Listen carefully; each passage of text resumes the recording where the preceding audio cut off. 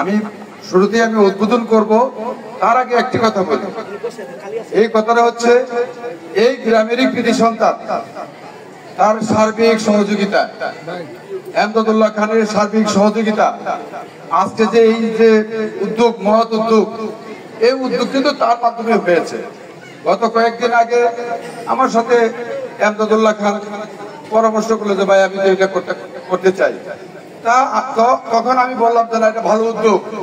এই উদ্যোগ আমরা জাতীয়তাবাদী দল করি, আমাদের ভারপ্রাপ্ত চেয়ারম্যান জনাব তারেক রহমান এই সকল উদ্যোগের কথা বলেছেন, যাতে করে আমরা মানুষের পাশে থাকি, মানুষ যাতে যে কাজ করলে মানুষ ভালো বলবে সেই কাজ করাই উচিত। আমি এমদাদকে বললাম যেটা ভালো উদ্যোগ।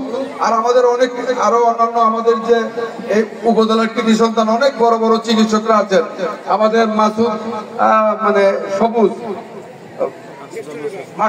মাসুদ সবুজও আসার কথা ছিল, আমাদের আসাদুজ্জামান রতন সে কিডনি বিভাগের প্রধান। আমাদের এলাকার মানুষ কিন্তু ময়মনসিংহ হাসপাতালে গেলে এদের কাছ থেকে বিশাল একটা সুযোগ সুবিধা পায় চিকিৎসা ক্ষেত্রে। ময়মনসিংহ মেডিকেলে আমাদের পূর্ব জেলার যারা কৃতি সন্তান বিশিষ্ট চিকিৎসক, এরা কিন্তু সবাই আছে, আমাদেরকে বিভিন্ন ভাবে হেল্প করে। একটা রোগী ভর্তি করতে গেলে কিন্তু অনেক সমস্যা, সিট পাওয়া যায় না।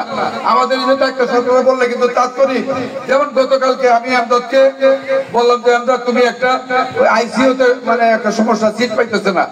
তাৎক্ষণিক বলার সাথে সাথেই এমদাদ ফোন করে চিকিৎসা সিটের ব্যবস্থা করে দিয়েছে। এই যে আসাদুজ্জামান রতন দেখতেছেন, উনি আমাদের এই কৈশাবীর ইউনিয়নের বিএনপির সাবেক সভাপতি, আমার অত্যন্ত শ্রদ্ধেয় ব্যক্তিত্ব, ফজলু ভাইয়ের সুযোগ্য সন্তান। এই রতন আমাদের এলাকার মানুষকে বিনা স্বার্থে অনেক সার্ভিস দেয়, এটা ভাষা বলার মতো না।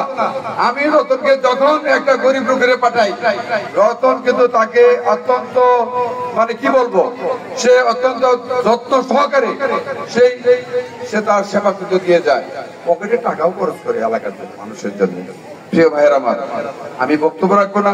আজকে আমাদের সুনামধন্য চিকিৎসকরা, আমার এলাকার গর্বিত সন্তানরা, তাদের মাধ্যমে আজকে এই ফ্রি মেডিকেল ক্যাম্প একটা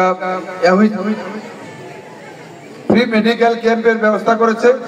এই জন্য আমি আমার ব্যক্তিগত পক্ষ থেকে, আমার প্রিয় সংগঠন বাংলাদেশ জাতীয়তাবাদী দলের পক্ষ থেকে, আমার এই কৃতি চিকিৎসকদেরকে, আমাদের এলাকার গর্বিত সন্তানদেরকে আমি তাদেরকে আমার অন্তরের অন্তঃস্থল থেকে তাদেরকে ধন্যবাদ জানাচ্ছি।